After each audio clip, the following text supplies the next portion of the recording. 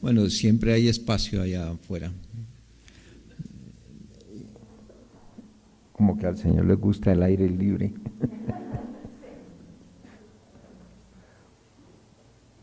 Hemos venido estudiando acerca de, si le bajaba un poquito a la reverberación. Hemos venido estudiando acerca de la comunión con Dios y la comunión unos con otros. Y examinando los primeros versículos de Primera de Juan, que nos hablan acerca justamente de la comunión, vamos a mirar algo acá.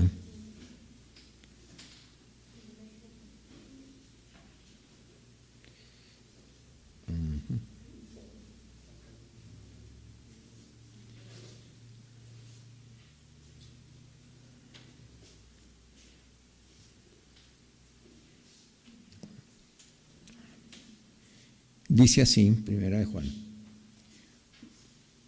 lo que era desde el principio, lo que hemos oído, lo que hemos visto con nuestros ojos, lo que hemos contemplado y palparon nuestras manos tocante al verbo de vida, porque la vida fue manifestada y la hemos visto, y testificamos y os anunciamos la vida eterna, la cual estaba con y se nos manifestó. Lo que hemos visto y oído, eso os anunciamos, para que también vosotros tengáis comunión con nosotros, y nuestra comunión verdaderamente es con el Padre y con su Hijo Jesucristo. Estas cosas os escribimos para que vuestro gozo sea completo. Y este es el mensaje que hemos oído de Él y os anunciamos: Dios es luz y no hay ningunas tinieblas en Él. Si decimos que tenemos comunión con Él y andamos en tinieblas, mentimos y no practicamos la verdad. Pero si andamos en luz, como Él está en luz, tenemos comunión unos con otros, y la sangre de Jesucristo, su Hijo, nos limpia de todo pecado. Y examinando estos primeros versículos que habíamos estado estudiando tiempo atrás, hay un elemento que a veces pasa desapercibido, o se me había pasado, al menos a mí, desapercibido, y es el asunto de la confianza. Pablo escribe como quien tiene autoridad, como quien en realidad de verdad fue un testigo presencial de la vida del Señor Jesucristo, y estuvo con Él los 3 años y medio de su ministerio, y tal vez fue el que lo conoció más íntimamente entre todos sus discípulos. Aún la Biblia lo llama como el discípulo a quien Jesús amaba, y no quiere decir que el Señor no haya amado a todos en forma, absoluta e incondicional. Cada uno de los discípulos recibió ese amor, y el mismo Señor lo expresa en la noche en que fue entregado. Dice: como lo que los había amado desde el principio y los amó hasta el fin. Y justamente ese amor le lleva a que en el momento en que Él le entrega su vida al Señor, a Dios el Padre, para que disponga de ella, sin embargo hace la recomendación a su Padre, le entrega la vida de cada uno de ellos, diciendo que ninguno de los que el Padre le dio se perdió, a no ser el hijo de perdición. Y hay algo aquí que es importante, porque el apóstol Juan está diciendo acerca de la firmeza de su testimonio de quién es Dios, para que tuvieran confianza, y esa confianza es la que les permitía a ellos tener comunión con unos con otros y tener comunión con Dios y con su Hijo Jesucristo, porque dice nuestra comunión es con el Padre y con su Hijo Jesucristo. Dice, y estas cosas les comunicamos para que vuestro gozo sea completo, es decir, haya plena confianza. Todas las relaciones estables y especialmente la comunión se da únicamente sobre la base de la confianza. Cuando la confianza se pierde, ya no puede haber comunión. Y la confianza se pierde de muchas maneras. Ya sea que una persona haya hecho algo malo contra otra, mientras no se restaura la confianza, no puede haber relación. Uno de los grandes problemas que yo veo a veces en muchos casos es que la gente espera que el perdón sea automático. Por ejemplo, un hombre comete adulterio, llega a su casa y bueno, la esposa lo descubre, se da cuenta y él simplemente le dice, perdone, no lo vuelvo a hacer, y cree que con eso ya toda la relación deba ser exactamente lo mismo, que no debe, que vuelva a ser lo mismo, pero no se ha restaurado la confianza, y la confianza a veces requiere y toma tiempo para restaurarse. Y dentro de esto, de la confianza tiene mucho que ver con la seguridad de las personas. Y lo que nos da seguridad es aquello con lo que nos identificamos. Y viendo algunos ejemplos de la historia, uno se da cuenta que las personas que no tienen confianza, por lo general, tienen, bueno, la inseguridad, digámoslo así, que las personas manifiestan, toman muchas formas, de acuerdo al contexto cultural de la persona, de acuerdo al temperamento y de acuerdo a aquellas cosas mismas que afectaron o que produjeron inseguridad o que producen inseguridad en la vida de las personas. Sin embargo, al mirarlas, podemos decir que hay cosas que Dios puso, porque también la seguridad está relacionada con el temor. Y hay un temor que es bueno. En la Biblia dice que debemos temer a Dios. Y en realidad, de verdad, debemos temerle. Dios es temible. Y ya sabemos que la Escritura habla de un Dios que está irado contra el hombre y por causa del pecado. Dice que la ira de Dios se manifiesta contra toda impiedad e injusticia de los hombres que detienen con injusticia la verdad. De modo de que si nosotros somos pecadores, debemos acercarnos a Dios con cierta inseguridad, con cierto temor, si es que no estamos en paz con Él. Y de hecho la paz solo viene por medio de Jesucristo, por medio de la justificación que Dios da. De hecho, la Escritura dice, no hay paz para el impío.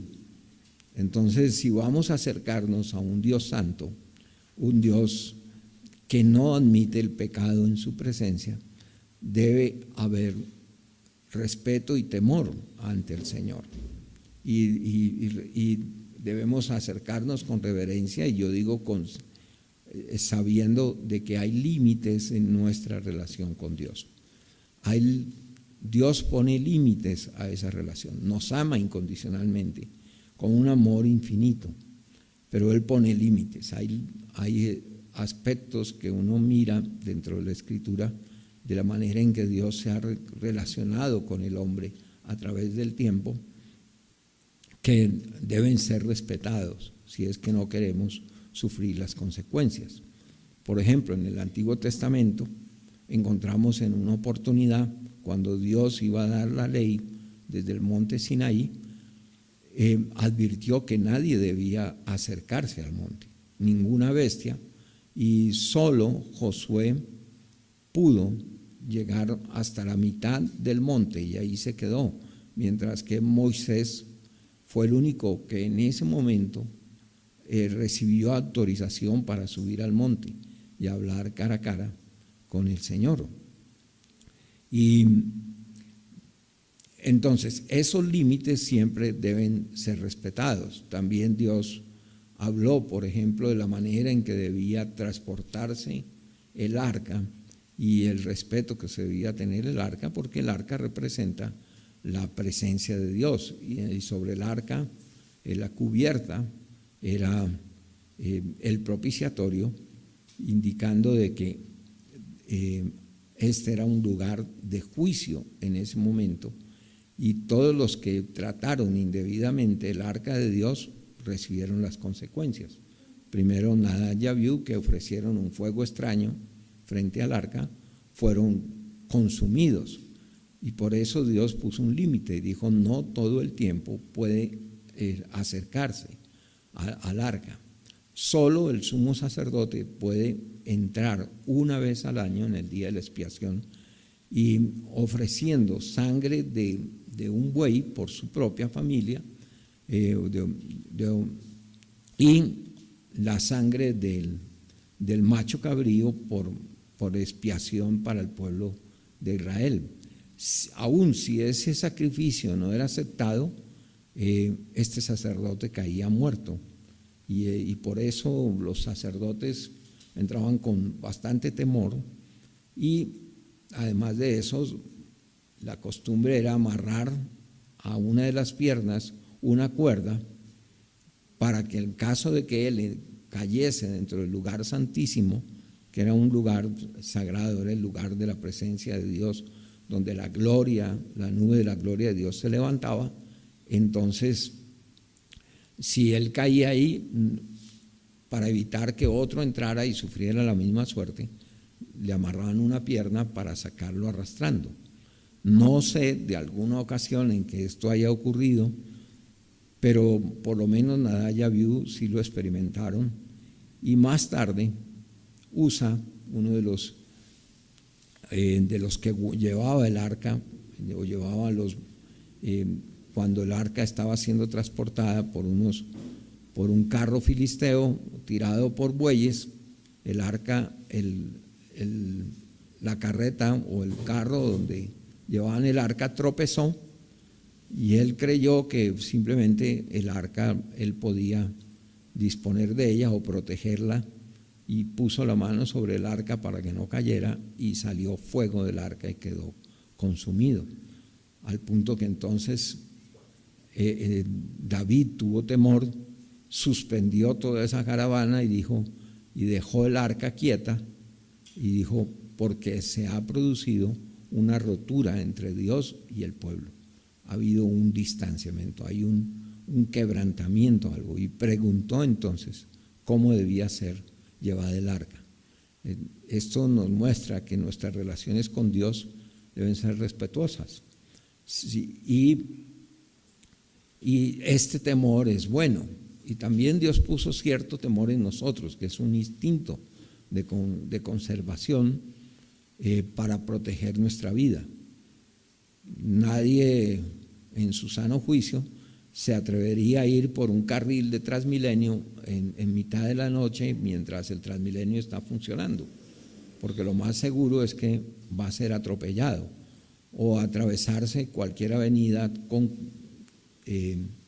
muy concurrida y con carros a alta velocidad, y pasar con los ojos cerrados. Eso sería temeridad. Eso no es falta de temor, sino temeridad. Entonces hay un temor que nos protege y es saludable. Pero cuando hablamos de inseguridad es una cierta sensación de temor sin una causa real. A veces se traduce en ansiedad pero en estos casos es una sensación que persiste todo el tiempo. Por ejemplo, yo puedo ir tranquilo caminando por una vereda, pero cuando voy a atravesar una carretera que va los carros a alta velocidad, debo pasar con cierta prudencia. Hay cierto temor que me hace pensar que puedo sufrir un accidente y entonces tomo todas las precauciones para pasar la calle con seguridad o pasar la carretera con seguridad. Y esto es puesto por Dios. Pero otra cosa es esa sensación de sentirse siempre inseguro ante la vida, ¿no?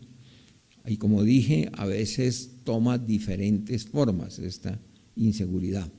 En algunas personas, por ejemplo, su inseguridad les lleva a querer estar aislados, no tener mucho contacto con la gente y a esconderse, más bien mantenerse un poco asocial, como con un sentido de protección, porque tiene temor de que las personas a su alrededor lo puedan agredir o puedan sufrir algo o puedan pensar mal. Por lo general hay un fuerte sentimiento de ineptitud en la persona, entonces no quiere que las personas se den cuenta quién es o que reconozcan sus miedos o creen o tienen temor de no ser aceptadas, entonces prefieren aislarse. Esto para unas personas, pero otras personas denotan su inseguridad porque de otra manera. Por ejemplo, no pueden estar solos, se sienten inseguros cuando están solos y entonces quieren siempre estar rodeados de gente y además de eso que la gente esté pendiente de ella. Y entonces démonos cuenta cómo esto toma, digamos, dos diferentes expresiones o dos diferentes maneras en que se manifiestan. Otras personas, por ejemplo, son tímidas para actuar, prefieren ser muy cautas, no admiten ningún compromiso, no asumen responsabilidades por el temor de fracasar. Y otras expresan su inseguridad de otra manera. Su inseguridad se revela a veces es con una falsa valentía, digamos, y se expresa en rebeldía y constantemente en desafío a los demás y en tratar de imponerse, pero eso solo revela su propia inseguridad, porque cree que si tiene el control y el dominio sobre los demás, entonces esto le da seguridad. Y entonces, y este ha sido un caso muy frecuente en la historia. Si nosotros, los más grandes asesinos, han sido inseguros. Pensemos en el régimen bolchevique, en el régimen ruso. La persona que en este momento era muy poderosa, Stalin, sin embargo, todo el tiempo andaba con miedo de perder su posición o que alguien le fuera a hacer daño. Llegó a matar a algunos de sus hijos, a algunas de sus esposas, y sí, porque tuvo varias.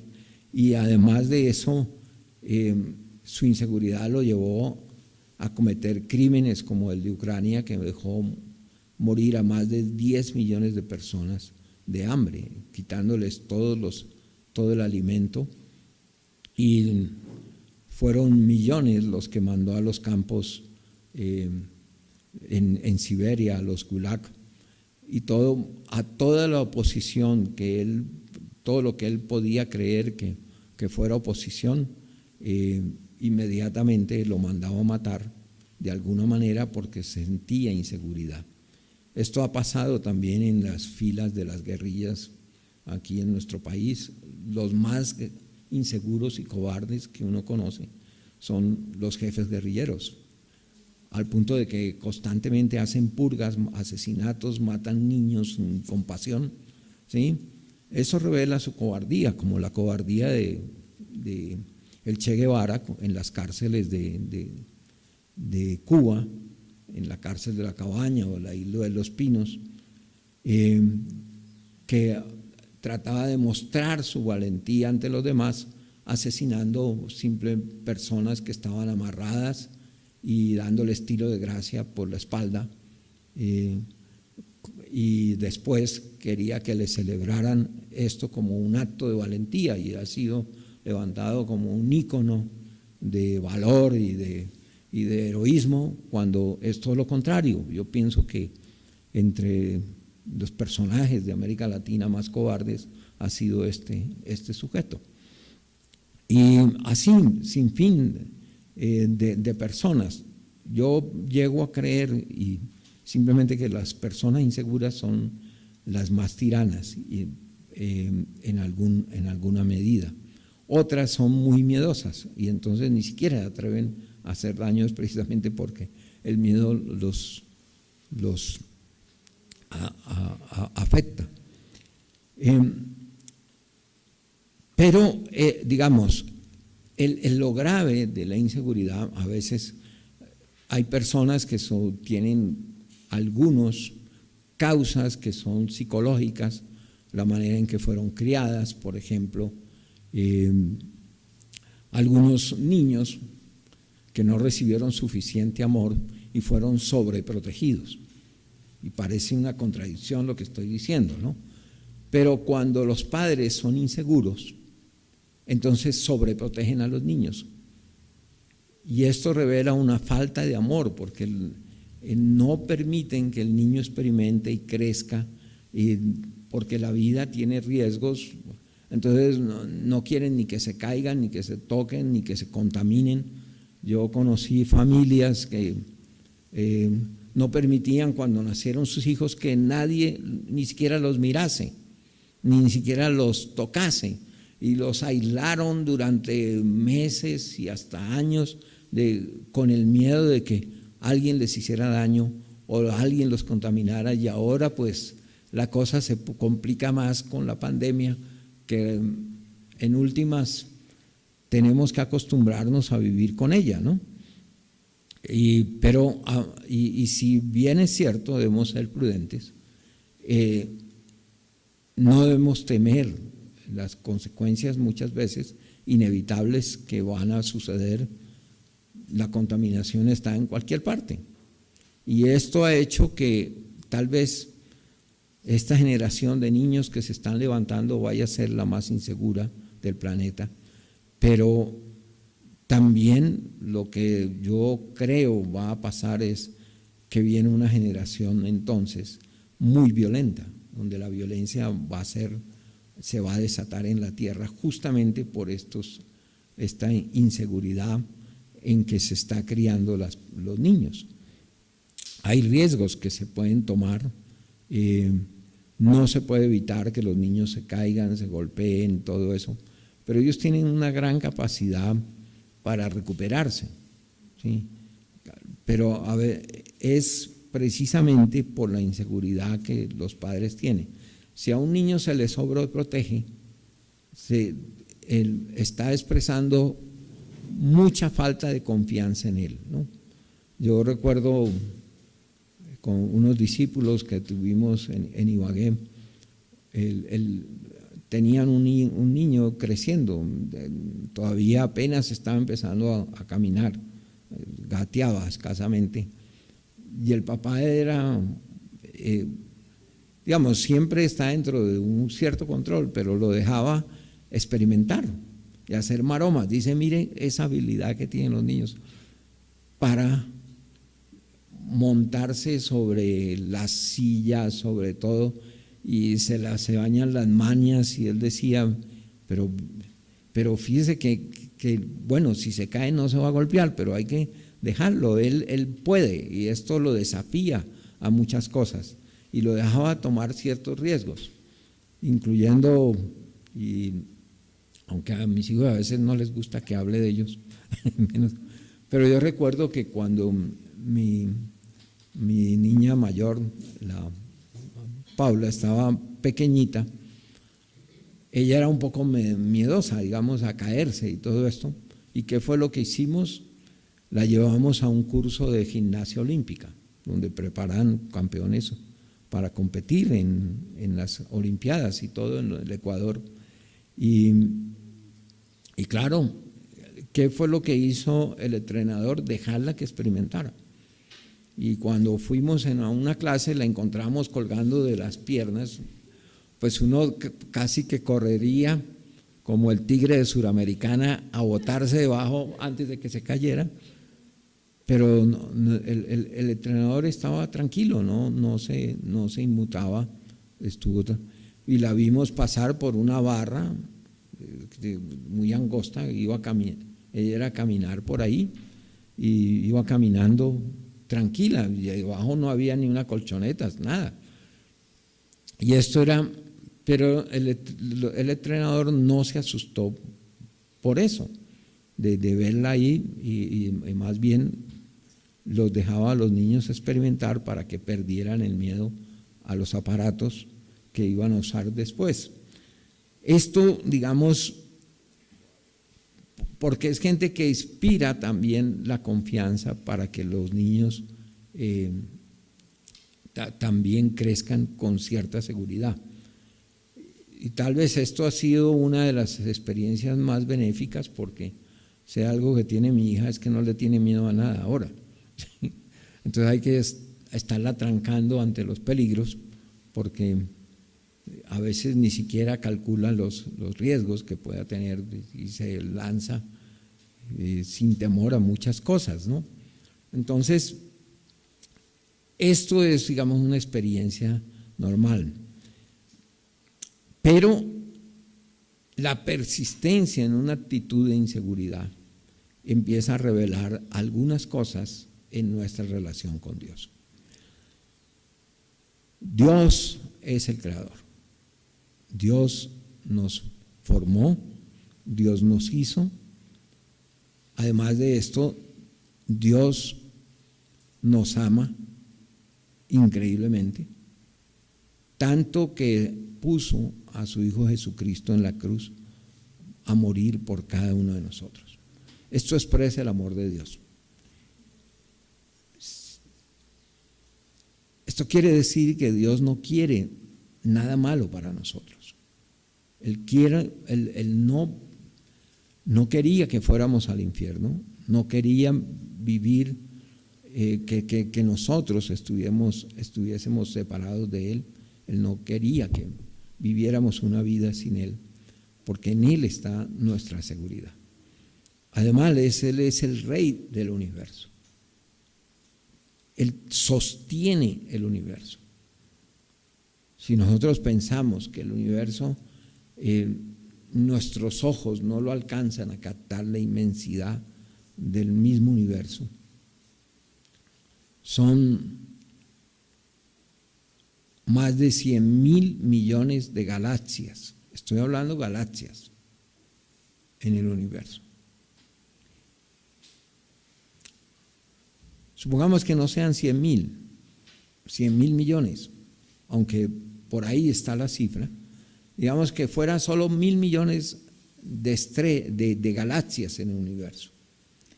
Pero cada galaxia tiene miles de millones de estrellas. Miles de millones de estrellas. Entonces multiplique y saque digamos, ¿cuántas estrellas puede haber? Algunos hablan de 1 por 10 a la 18 o algo así, a la 20.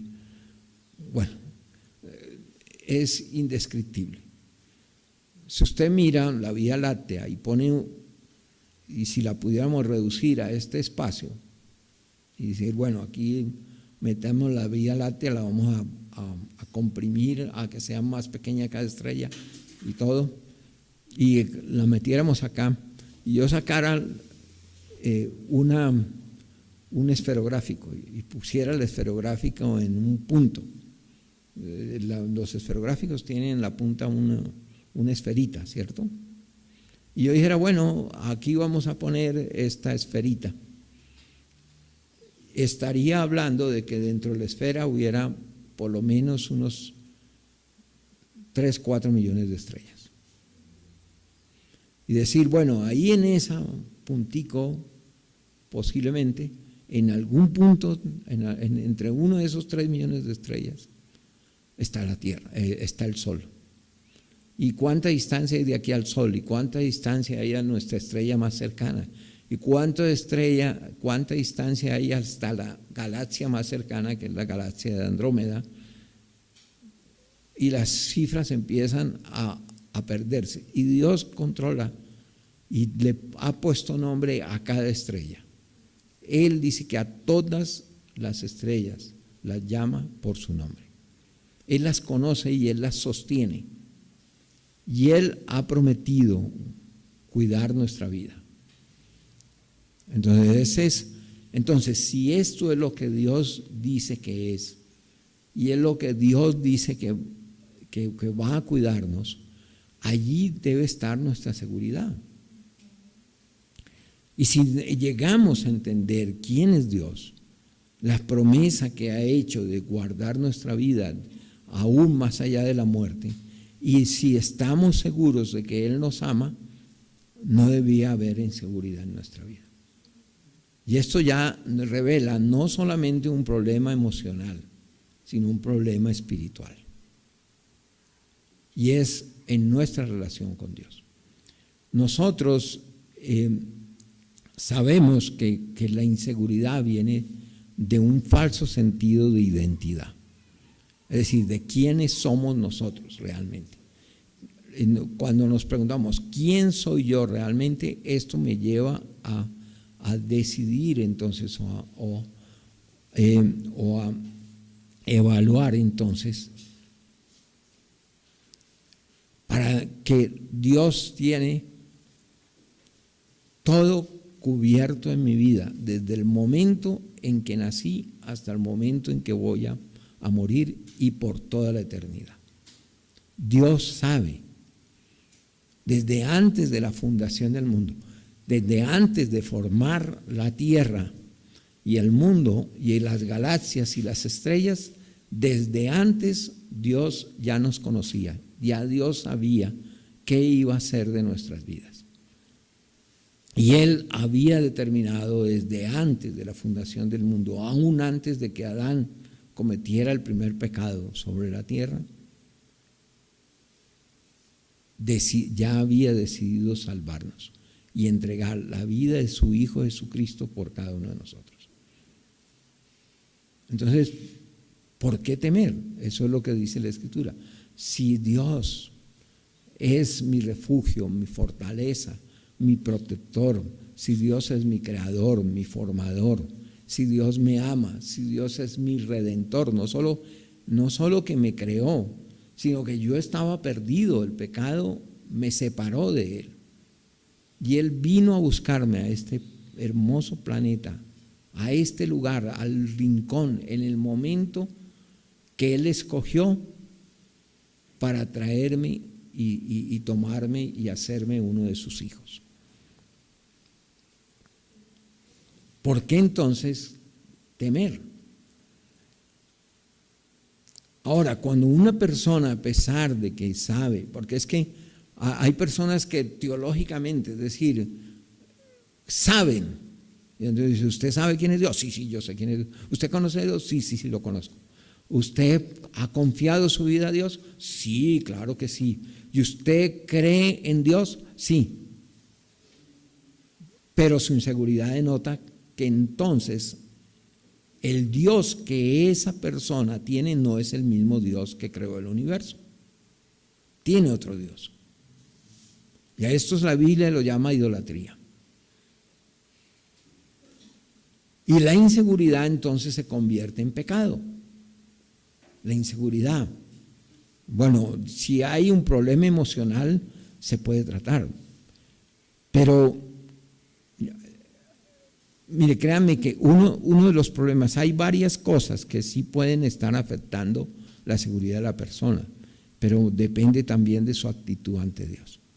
Si yo estoy viviendo una vida de pecado, si hay pecado escondido en mi vida, si hay pecado que yo no he puesto delante de Dios, que no he confesado y que del cual no me he arrepentido, pues lógicamente la inseguridad está ahí. Porque no puedo acercarme a un Dios con completa confianza no puedo tener comunión con Él porque temo las consecuencias de mi pecado, que son verdaderas. No hay paz para el impío, dice la Escritura. Y Dios está irado contra toda impiedad e injusticia de los hombres. Pero ante eso, entonces, si hay pecado en mi vida, entonces obviamente voy a tener problemas para tener comunión con Dios. Siempre me voy a acercar a Dios hasta cierto límite. No me entrego a Él, porque temo de que Dios me cobre acerca del pecado escondido. El que oculta sus pecados no prosperará. Eso dice la Escritura. No hay paz para el impío. No puede haberla. Si yo tengo, y ahí lo dice en la Escritura, si yo digo que ando en luz, o si yo digo que tengo comunión con Dios, pero ando en tinieblas, miento. Eso es lo que dice la Escritura. Que si yo digo que tengo comunión con Dios y ando en tinieblas, miento. Pero una persona anda en tinieblas cuando está presa de la inseguridad y del miedo. Porque Dios es luz, no hay tinieblas en Él. Cuando yo ando en luz, como Él está en luz, dice, tengo comunión con los demás. Y además, la sangre de Jesucristo, su Hijo, me limpia de todo pecado. Si yo ando en luz, si yo pongo y vuelco mi vida hacia Dios, confieso mis pecados, no escondo nada, y pongo mi vida en manos de Dios y el juicio en manos de Dios, como hizo David cuando pecó con Betsabé, ¿qué fue lo que él dijo? Contra ti solo he pecado, he hecho lo malo delante de tus ojos, para que seas reconocido justo en tu sentencia y tenido por puro en tu juicio. Eso es confianza, decirle, Señor, pequé y me pongo en tus manos. Lo que tú decidas de mí,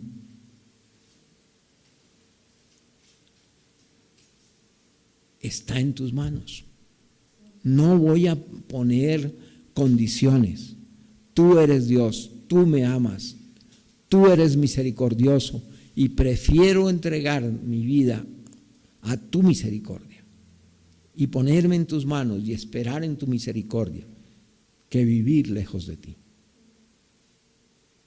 Porque no puedo vivir sin ti, no puedo estar fuera de ti. Quiero estar bajo tus alas, quiero que seas tú el que determines mi destino.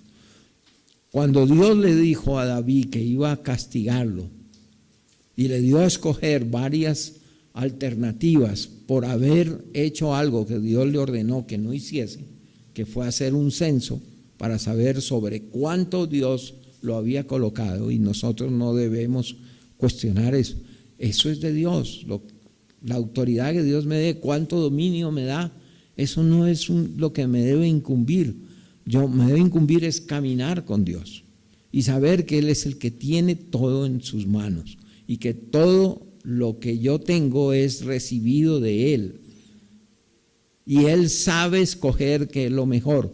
Él sabrá escoger si me da más dinero o no me da más dinero, o si me da más bienes o menos bienes. Él sabrá si me da enfermedades o no me da enfermedades, si Él restaura mi salud o me mantiene enfermo. Dios sabe qué es lo mejor para mí y Él ha escogido las circunstancias óptimas para traerme a Él y salvarme por la eternidad. Para que yo cumpla el propósito por el cual vine a este mundo. Miren, cuando yo confío en Dios mire, todo hombre llega al mundo con varias preguntas, entre esas, ¿quién soy yo? ¿De dónde vengo? ¿Sí? ¿Cuál es mi origen? ¿Por qué yo llegué acá? Y no es solamente porque mi padre y mi madre quisieron tenerme, no. Sino que yo vengo de algo más. ¿De dónde vengo yo? ¿De dónde venimos como seres humanos? ¿Cuándo empezó la existencia humana? ¿Con qué propósito? Ahí está nuestro origen. ¿Y para dónde vamos? ¿Cuál es mi destino? ¿Por dónde a dónde voy a vivir por la eternidad? ¿Cuál va a ser mi destino? Siempre hay cierta incertidumbre en una persona que no conoce a Dios acerca de su destino. Y eso responde exactamente, la respuesta correcta es lo que me da seguridad. Yo recuerdo que, y vuelvo a tomar en algún momento, mi hija se puso molesta cuando encontró un álbum de fotografías y encontró el álbum de fotografías de nuestro matrimonio. Y entonces se puso a llorar. Dijo, ustedes no me quieren porque no me llevaron al matrimonio. Así decía, y se puso así. Entonces, y bueno, y ustedes no me llevaron al matrimonio y me dejaron encerrada. ¿Cómo responderle a un hijo, cierto? Sabiendo que ni siquiera, no, es que tú no habías nacido. No, pero ¿dónde estaba entonces? En el corazón de Dios. Ahí estabas tú, antes de llegar a nuestra casa. Y ahí estamos todos, en el corazón de Dios. Pero algunos que andan inseguros, temerosos, deprimidos, a veces yo llamo, ay no, es que hoy amanecí deprimido, hoy amanecí que no tengo fuerzas, no sé, no quiero hacer nada. Entonces pareciera un estado normal, que lo invitara a uno a decir, ay pobrecito, está deprimido. No, pobrecito no. La depresión es un pecado grave, al mismo nivel que el adulterio, el asesinato, el crimen, el homosexualismo o cualquier otro pecado. Es pecado y todo pecado nos separa de Dios. Entonces tiene que haber una respuesta a Dios. Y no es simplemente el hecho de no estar triste. No, una persona puede estar triste. Sí, pero que la tristeza es normal si pierde uno un ser querido. Yo me he puesto triste porque se me murió un pájaro, ¿sí? O el perrito o lo que sea, o cuando pisé mi ratón que lo tenía de mascota, no me di cuenta y duré una semana en duelo, o sea, estaba pequeño, sí. Es normal. Una cosa es la tristeza como una reacción ante una circunstancia adversa y ante perder a un ser querido es normal. Pero permanecer triste, sin razón aparente, entonces ya no es normal, ya es un pecado, ya es una condición, digamos, adversa. Porque la Biblia dice que debemos estar gozosos. Estad siempre gozosos. Y yo puedo tener tristeza, pero al mismo tiempo sentirme gozoso. Cuando murió mi madre, algunos decían, bueno, ¿por qué no lloró? Y mi padre, ¿por qué no lloró? No, porque yo sé que están con el Señor. Estaban enfermos ya, por lo menos mi madre estaba ya bastante deteriorada. Y el Señor le quitó todo dolor, está en un lugar dichoso. No hay dolor, no hay angustia, no hay temor, no hay enfermedad. Está con los seres que llama, que es el Señor mismo. Y allá se encontraría con mi abuela y quién sabe con quién más, ¿sí? Todo lo que uno hubiera deseado para ella, el mayor bienestar para ella, lo tiene allá. Entonces, ¿por qué yo me iba a poner triste? Entonces, estoy gozoso. Triste porque no voy a volver a verla, me toca esperar unos años, ahora ya no sé cuánto será, ¿sí? Pero la volveré a ver, ¿no? Y en la mejor condición, porque Dios le dará un cuerpo nuevo, resucitado, en fin, Esta es nuestra esperanza. Pero el estar triste, afligido, angustiado, porque la angustia también no revela, sino de que, por un lado, no estamos considerando y no estamos creyendo que el origen nuestro es creación de Dios. Fuimos creados por Dios. Cuando yo sé que fui creado por Dios, al gusto de Él, ¿sí? Tal vez no le guste a mucha gente, pero a Dios le gusto. ¿Qué hacemos? Así con canas y calvo y todo eso. Yo le gusto a Dios, porque Él me hizo así. Entonces, cuando usted piense, le dice, Señor, ¿por qué me hiciste así? Usted le pregunta al Señor, la respuesta que va a recibir, porque así me gustas a mí. ¿Usted le gusta a Dios? Entonces, ¿para qué se preocupa? ¿Sí? Uno, sabemos que somos creación de Dios. Cuando usted no cree que Dios lo creó, usted va a llenarse de inseguridad, pues no sabe de dónde viene, no sabe por qué está acá. Si usted está en esta ciudad, si usted está en este lugar, ¿qué debe pensar? ¿Por qué está acá? Dios fue el que escogió este momento para usted.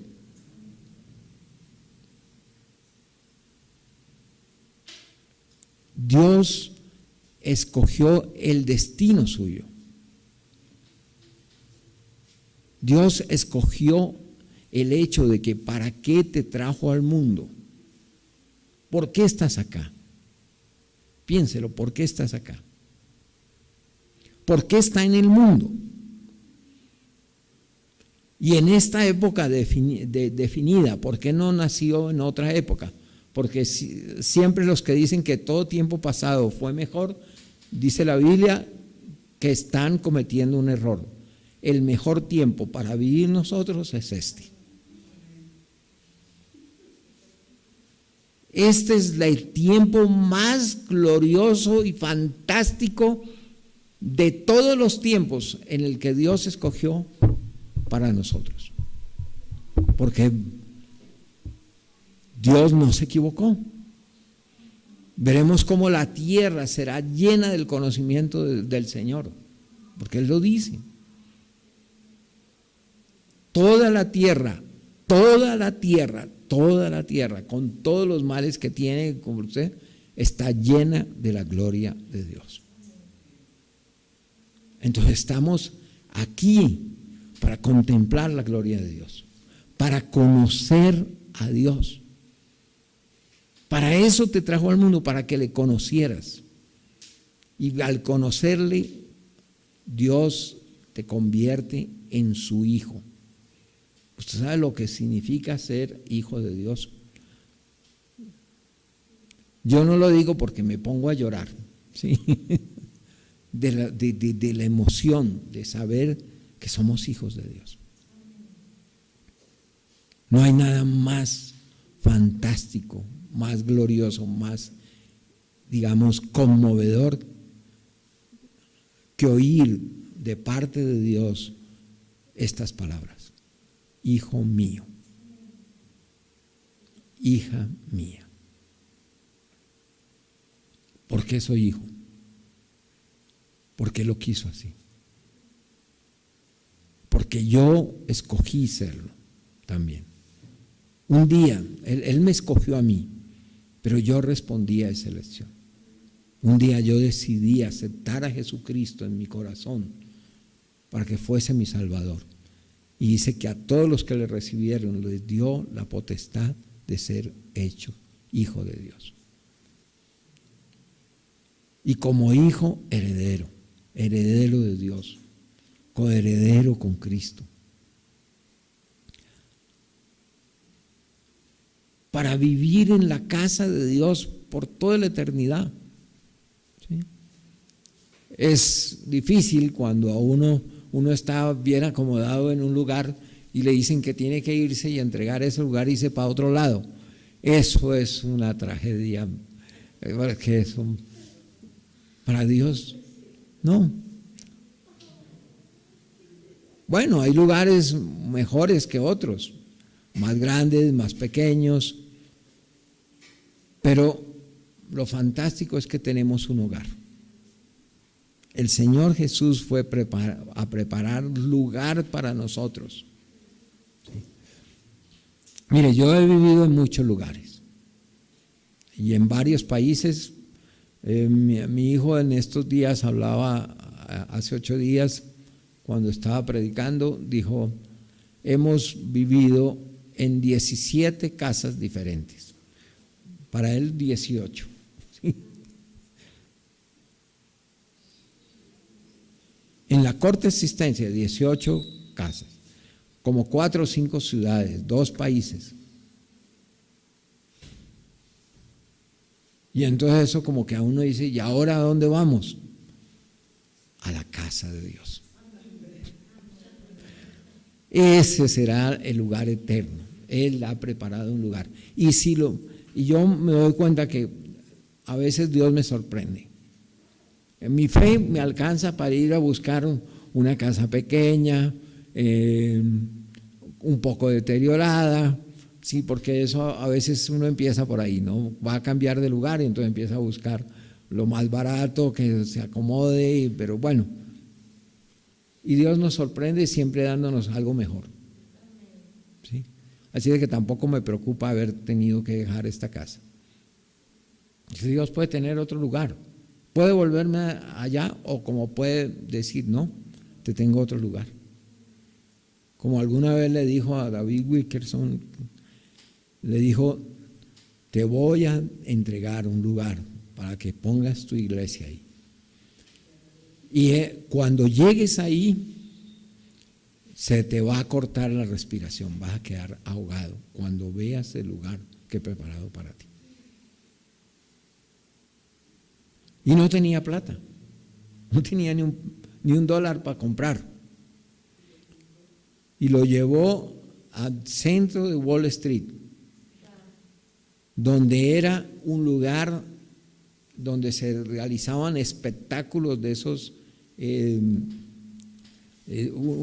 tenía una empresa de espectáculos ahí, un lugar maravilloso, ¿sí? Y él quedó realmente sin respiración cuando lo vio. Y dijo el Señor, esto es tuyo. Y él dijo, ¿y cómo lo voy a pagar? No, yo lo voy a pagar. Pero si no tengo plata, yo tengo la plata. Él es el dueño de todo. Mire, Él es el Señor. Pero por encima de cualquier cosa que Él nos pueda dar, ¿sabe qué es lo más importante? Conocerlo. Mire, la gran mayoría, la inmensa multitud de personas que llega a este mundo, se van de este mundo sin conocer quién los creó. Y esa es la mayor de todas las desgracias.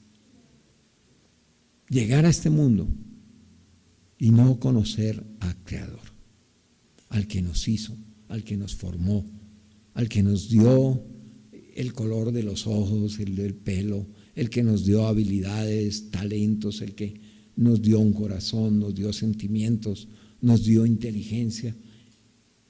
Irse de este mundo sin conocerlo, eso es una desgracia, una tragedia, digo yo. Pero la mayor bendición, conocerlo a Él y contemplar su gloria. Contemplar su gloria. Mire, Moisés fue un hombre fantástico. Cuando Moisés estaba en el desierto, Dios contestó su oración, porque Dios le dijo, bueno, voy a entregar entregar a este pueblo, lo voy a destruir, porque me han despreciado. Y Moisés intercedió por el pueblo, hasta puso su vida por el pueblo. Y después Dios le dijo, oró Moisés diciendo, Señor, ¿qué van a decir las naciones de que sacaste a este pueblo de Egipto y lo has traído al desierto para destruirlo ahí? ¿Qué van a pensar de ti? Y Dios dijo, bueno, los voy a perdonar, pero no van a entrar en la tierra prometida. Va a entrar la siguiente generación. Y Moisés entra en un diálogo con Dios. Pero cuando el Señor le promete que los va a introducir a la tierra prometida, que va a ir a enviar su ángel y todo, y entonces Moisés le dice, bueno, empecemos aquí a que las cosas pongámoslas le dijo, si tú no vas con nosotros, no nos saques de acá. Dios prometió enviar un ángel, porque los sacó de la tierra de Egipto para llevarlos a la tierra prometida. Y les prometió que iban a entrar a la tierra prometida. Dios iba a cumplir la promesa. Dijo, enviaré mi ángel delante de ustedes y los va a introducir en la tierra. Y Moisés dijo, un ángel no me basta. Ni siquiera la tierra me emociona. Si tú no vas con nosotros, no nos saques de acá. Y Dios le dijo que tendría misericordia de quien tuviera misericordia, y a quien quería endurecer, iba a endurecer. Y Moisés ora, logra que Dios, es decir, en su trato con Dios, Dios está como exprimiendo ahí a Moisés, a ver qué hay en el corazón de Moisés. Dios lo sabe, pero Él quiere que nosotros lo sepamos. Por eso Dios lo lleva a ese límite. Por último le dice Moisés, si todo fantástico, vamos a la tierra prometida, tú vas con... Pero ¿sabes una cosa? Muéstrame tu gloria. Muéstrame tu gloria. Solo me quedo contento si me muestras tu gloria. Él entendió perfectamente para qué había venido a este mundo, para contemplar la gloria de Dios. Porque eso es lo único que satisface nuestra alma, lo que nos llena, lo que nos completa, contemplar la gloria de Dios. Y nacimos para contemplar la gloria de Dios, no solo contemplarla, no solo ver la gloria de Dios, sino ser glorificados con Jesucristo. Dice que Jesús es glorificado en nosotros y nosotros en Él. Contemplar su gloria, su majestad. Porque Dios es santo. No hay nada más hermoso que la gloria de Dios.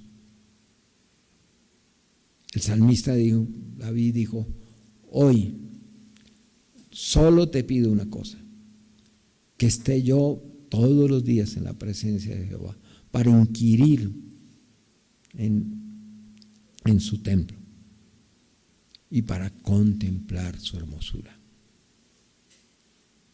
No hay nada más atractivo, atrayente, fascinante, que satisface y sacia nuestra alma que conocerlo a Él. Y no podemos estar completos y seguros hasta que no sabemos qué va a pasar, qué del día de mañana, qué del fin de nuestros días, qué después de la muerte. Porque de hecho vamos a morir, esa es la mejor noticia que les tengo a todos hoy. Todos vamos a morir. Todos vamos a dejar este mundo. Todos. Usted va a tener que dejar su familia, sus hijos, su esposa, su trabajo, sus actividades, el fútbol, nunca más volverá a ver estas cosas. Nada. No va a tener que dejar todo.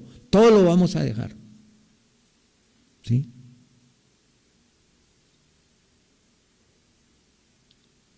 Pero vamos a entrar a la presencia de Dios.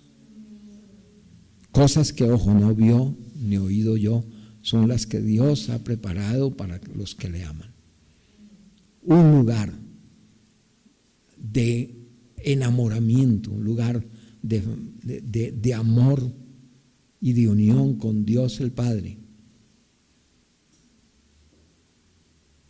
por la eternidad.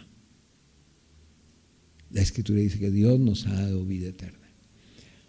Si ese es nuestro destino, entonces ¿de qué temer? ¿De qué temer? El Señor dijo: no os afanéis por el día de mañana. ¿Qué habéis de comer? ¿Qué habéis de vestir? Ni dónde vas a habitar. Dios sabe qué cosas tenemos necesidad. Dios sabe, Él ha preparado cada día para nosotros.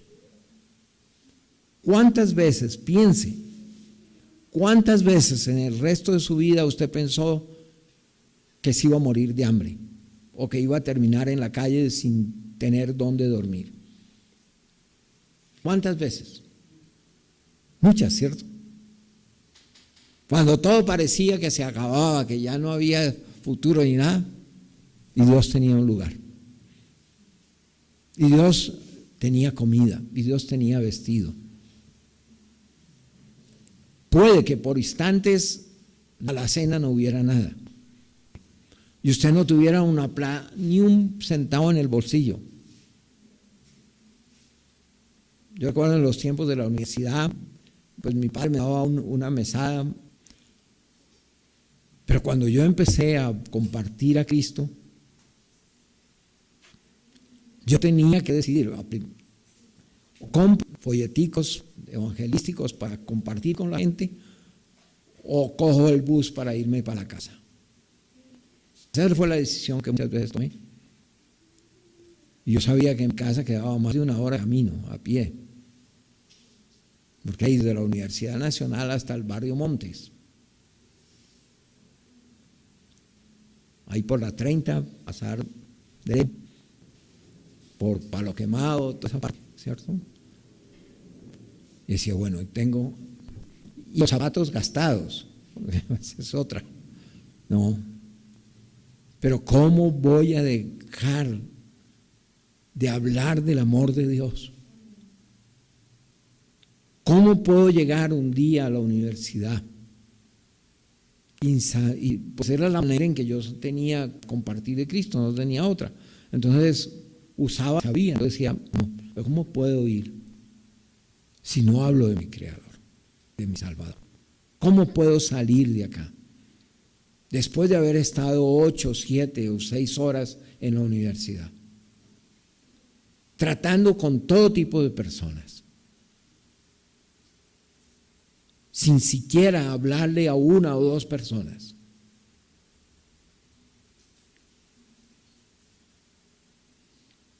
Si lo más grande que le ha ocurrido a mi vida es conocer a Cristo, ¿cómo puedo irme y ser tan insensible habiendo tanta gente que no lo conoce?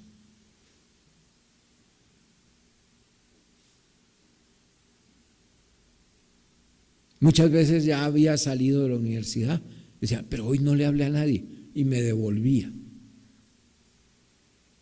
A veces a las 8 de la noche, que era que las últimas clases terminaban a las 8 en aquella época, me devolvía. Alguien tiene que haber que todavía no ha salido.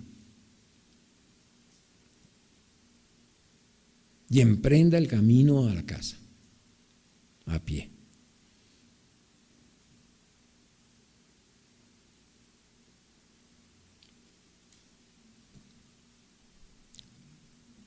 ¿Por qué? Porque al final me voy a encontrar con esa gente en el cielo.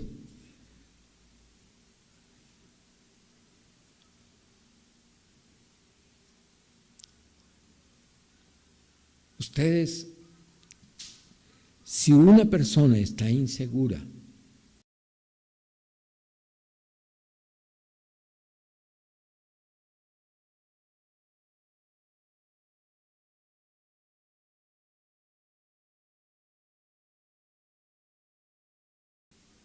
esa sensación permanente de que no sé qué va a pasar, tengo miedo del futuro, es porque otra cosa diferente a Dios es aquello que le está respondiendo: ¿quién eres? ¿Por qué estás acá y para dónde vas? Si usted tiene inseguridad, se siente deprimido, se siente angustiado, tiene temor del futuro, está ansioso, tiene esa sensación, ese peso sobre su corazón de que no sabe y que tiene un temor ahí acentuado, que persiste durante el día, que persiste a la hora de dormir, que a veces no se puede dormir, que lo levanta y lo despierta en la madrugada con incertidumbre y con angustia y temor. Es por el Dios del universo, su creador, su salvador, su redentor, que dio la vida por usted, el que planeó un destino, el que le hizo una casa allá, no es su Dios. No es su Dios, otra cosa es su Dios. ¿Y qué lo está preocupando? Y dése cuenta que todo lo que no es Dios, y si no es Dios lo que da seguridad, cualquier otra cosa no la da. Algunos están preocupados por la cuenta bancaria. No tengo plata en el banco, no tengo liquidez. Bueno, ¿cómo expresarlo de muchas maneras? Si usted tiene la confianza en el dinero que posee o en el que puede poseer o o del cual carece, entonces el dinero es su Dios. Y usted ha despreciado al Dios de la Biblia. ¿Y qué es lo que, o si usted dice, no, yo puedo dormir tranquilo porque tengo una buena cuenta bancaria? Usted está parado sobre nada, porque dice la Escritura que los que ponen su confianza en las riquezas, dice que las riquezas son nada, nada. ¿Sabe qué es eso? Voy a ver si tengo un billete por acá. Bueno, digamos aquí, bueno, uno de 2,000.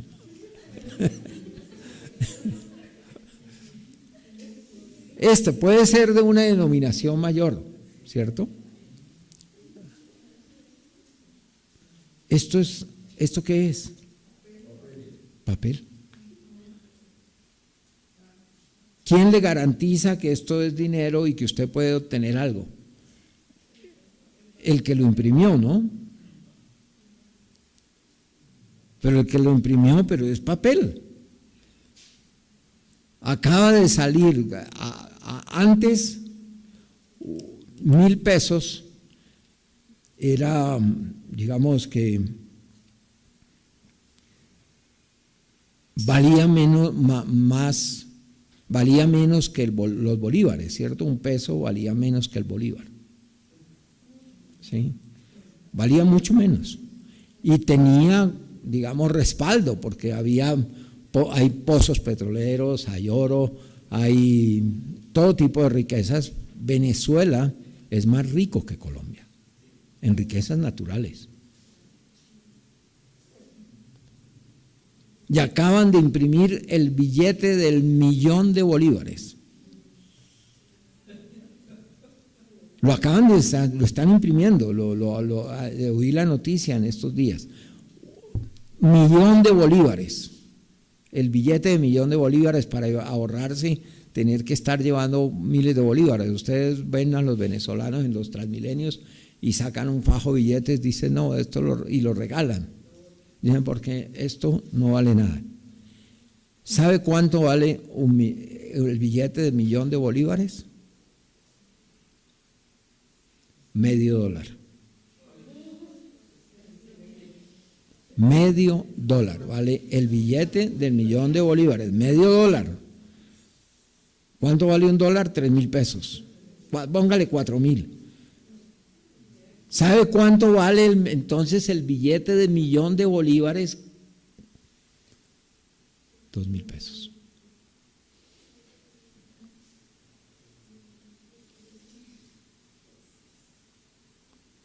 O sea, para una persona tener 10,000 pesos, tiene que tener 5 millones de bolívares. En cualquier momento empezó la inflación y la gente a jugar con la emisión de billetes y ya.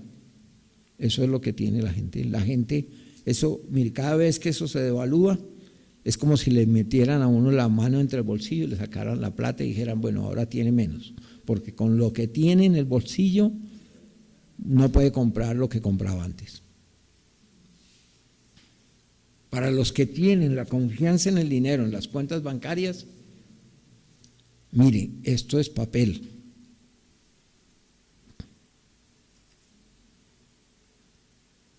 Y en algún momento no valdrá nada y habrá que tirarlo a la basura porque hace bulto, ¿sí? Hace bulto. Le va a tocar comprarse una máquina como la que compré en estos días de destructora de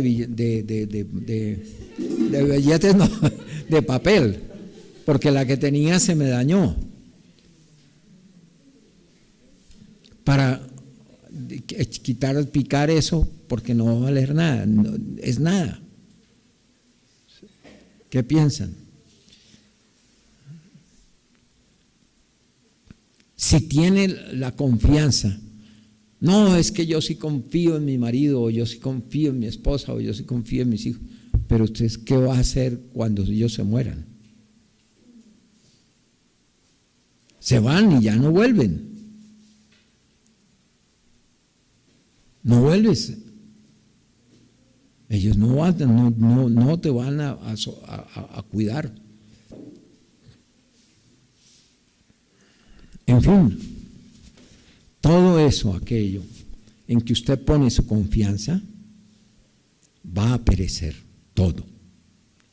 El único que no perece es Dios. Y en Él sí puedes confiar. No os preocupéis por el día de mañana, dice el Señor. Por nada estéis afanosos, sino sean presentadas delante de Dios en toda oración y ruego, con acción de gracias, vuestras peticiones. Porque Dios responde la oración. Dios nos escucha. Dios nos ama. Dios es nuestro Salvador. Y Él ha prometido sostenernos y guardarnos aún más allá de la muerte. Un día vamos a tener que pasar ese río de la muerte. Todos vamos a tener que pasar. Esa es una buena noticia, porque al otro lado nos espera una vida dichosa. ¿Sí? Claro, para los que tenemos a Cristo. Para el que no tiene a Cristo, sí, yo le digo, debe temer, debe tener y miedo del bueno. Porque dice la Escritura que temed a aquel que puede enviar el alma al infierno. Y el infierno es para siempre. A eso sí hay que temerle. Una vida sin Dios. Una eternidad sin Dios. Una eternidad de eterno vacío, tinieblas y oscuridad. Yo no sé si cuando usted estaba niño le daba miedo a la oscuridad. A mí me da mucho miedo. ¿Sí? Recuerdo que nos íbamos a un lugar a pasar vacaciones casi siempre, y entonces eran en esos hoteles antiguos, viejos, en Útica, y entonces para que no entraran los zancudos había que cerrar las ventanas, y las ventanas de madera que cerraba y quedaba eso oscuro. Yo trataba siempre de ubicarme al menos para ver la rendijita que quedaba ahí por donde entraba algo de la luz de la calle, porque me daba miedo la oscuridad. Y a mí me aterroriza ir al infierno, porque es oscuridad eterna, nada, luz por ningún lado, ni siquiera la rendijita, pues. Mundo terrible, de angustia, diferente a la ciudad celestial, calles de oro. Y no habrá sol allí, porque el Señor mismo alumbrará la ciudad. Él será luz para la ciudad que ha preparado para nosotros. Si no tenemos esa confianza y esa seguridad de quién es Dios, y el Dios es quien determina de dónde venimos, por qué estamos aquí, para dónde vamos, entonces no puede tener comunión con Dios. No va a poder tener comunión con Dios. nos insisten mucho y nos dicen, no, es que hay que tener comunión con Dios. Sí, pero es sencillo, pero es difícil. Es paradójico. Lo más sencillo que hay es poner mi vida en manos de Él, entregarle el control de mi vida, entregarle el control de mis finanzas, el control de todo. Tú eres el que decides qué es lo mejor para mí. No hay para mí bien fuera de ti. No te quiero otro bien o mal fuera de ti. Lo que tú escojas para mí, perfecto, Señor. Sencillo, pero difícil porque estamos agarrados de muchas cosas en las cuales tenemos. Y esas cosas se convierten en Dios para nosotros. Y eso que es Dios para nosotros multiplica nuestro dolor y nuestra angustia. Se multiplican los dolores de aquellos que sirven diligentes a otros dioses. Y no podemos de otra manera tampoco tener comunión entre nosotros si no tenemos comunión con Dios. ¿Ya? Así de que vamos a orar y vamos a entregar este tiempo al Señor en este momento, a que haga una entrega total de su vida a Dios. Pero lo que más necesita entregar es el control. Tal vez sea lo más difícil. Soltarle el control a Él, que Él sea quien decida sobre cada asunto de su vida.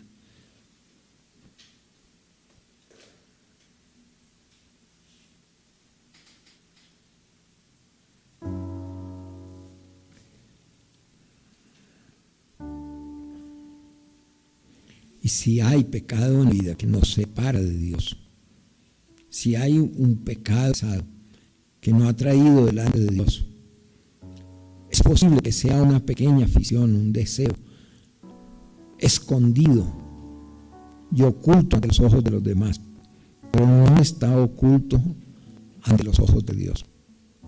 Ese pecado, esa actitud, ese deseo que es contrario al orden de Dios, es contrario a su voluntad, se convierte en un obstáculo para poder tener comunión con Dios.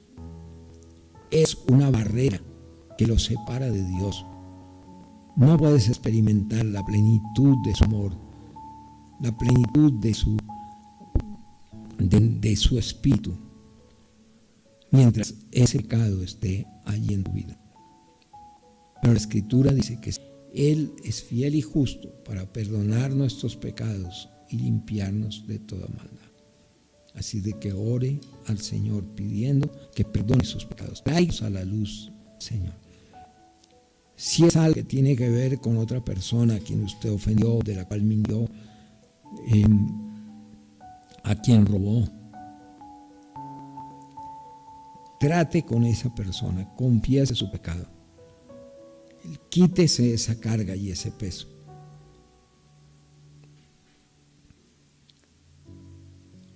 Hallará paz para su alma.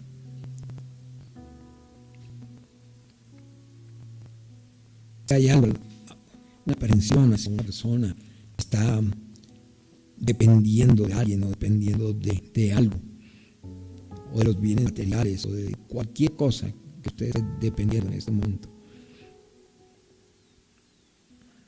Eso se ha convertido en su Dios. Por tanto, entonces, traición. Porque usted tiene otro amor, otra confianza, otra seguridad que no es Dios. Y es como insultar al Señor y declarar que no es confiable y que en algún momento no es veraz para cumplir con todo lo que ha prometido. Es tratar a Dios de mentiroso. Pero aquello en lo cual usted confía,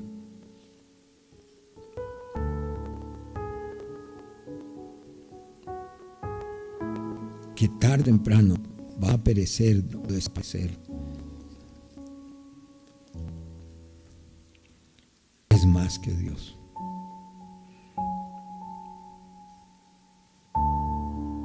tanto,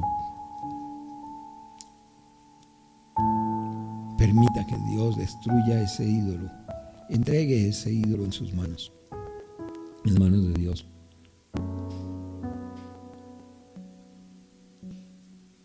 Delante de Él, ante su altar, decir: Señor, perdona porque he estado confiando en cosas, en personas, en sí.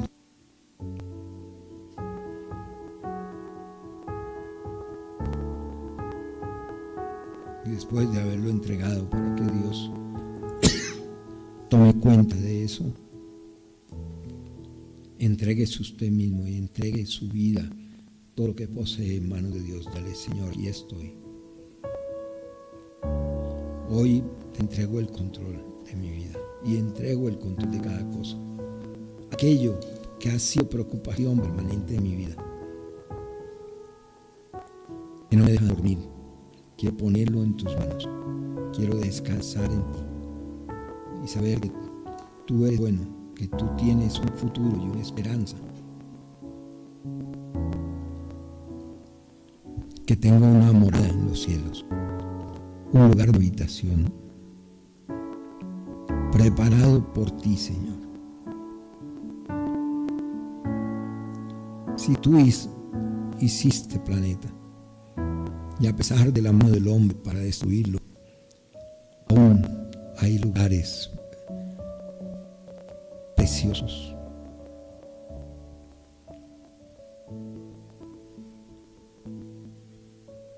Podemos contemplarlos. ¿Qué cosas no habrás preparado para nosotros, Señor? Si con tanto tiempo has estado preparando un lugar,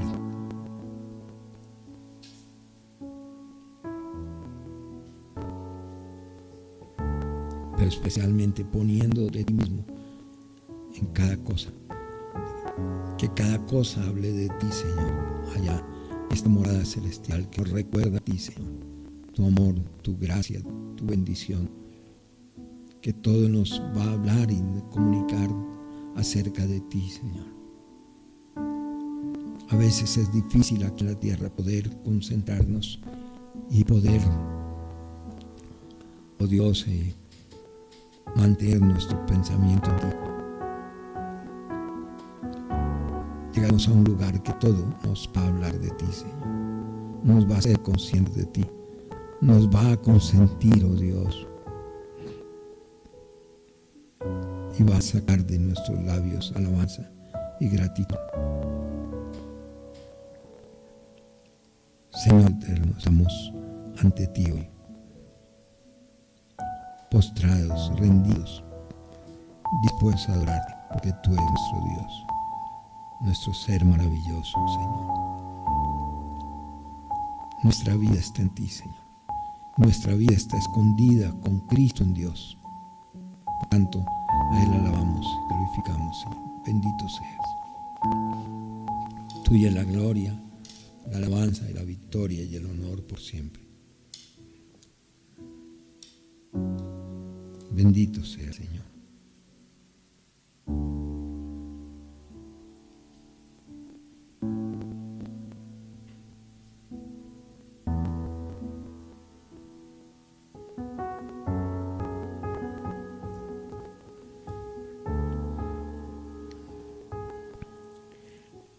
Y permita que estas palabras penetren su mente y su corazón. Son palabras salidas del corazón de Dios a ti.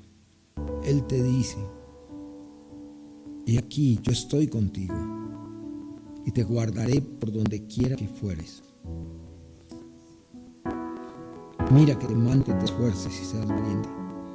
No temas ni desmayes, porque el Señor tu Dios estará contigo en donde quiera que vayas. Porque los que confían en el Señor son como el monte de Sión, que no se mueve, sino que permanece para siempre.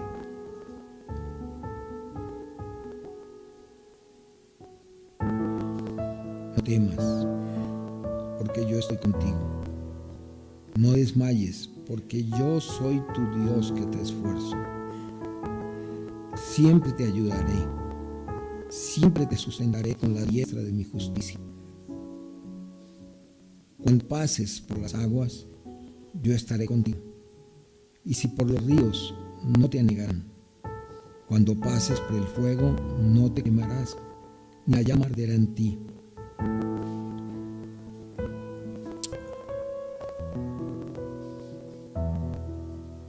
Hubiera yo desmayado si no creyere que veré la bondad de Jehová en la tierra de los vivientes. El Señor será tu confianza, y Él preservará tu pie de quedar preso. En el terror del Señor está la fuerte confianza.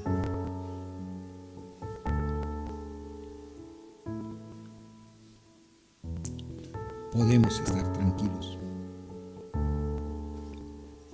por la seguridad que tenemos de que procedemos de Él. Él nos hizo y no nosotros mismos. De que Él escoge cada circunstancia de nuestra vida y de nuestras familias para bendecirnos, para enseñarnos, para liberarnos, para traernos a Él.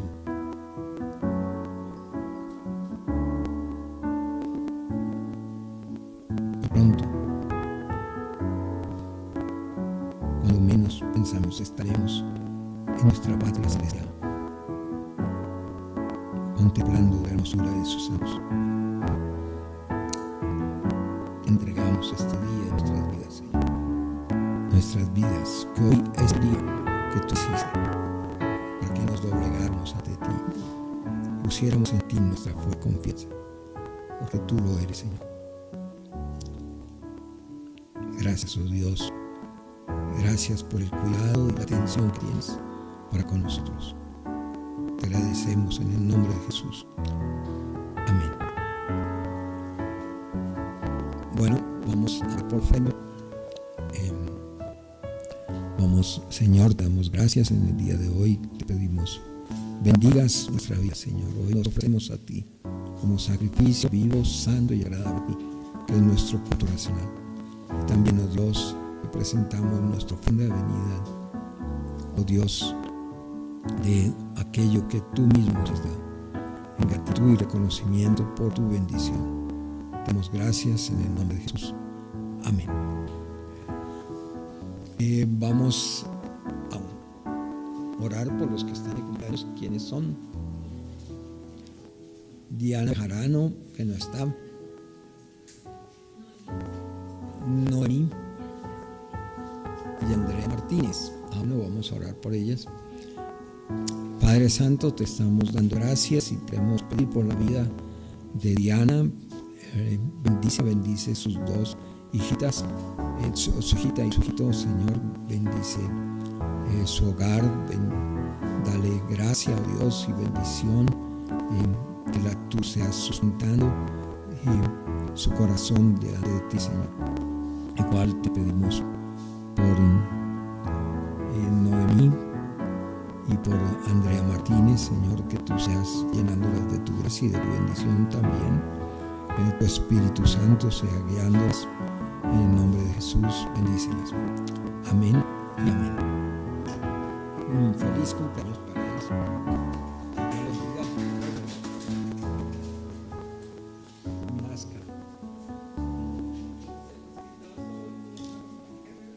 Bienvenidos.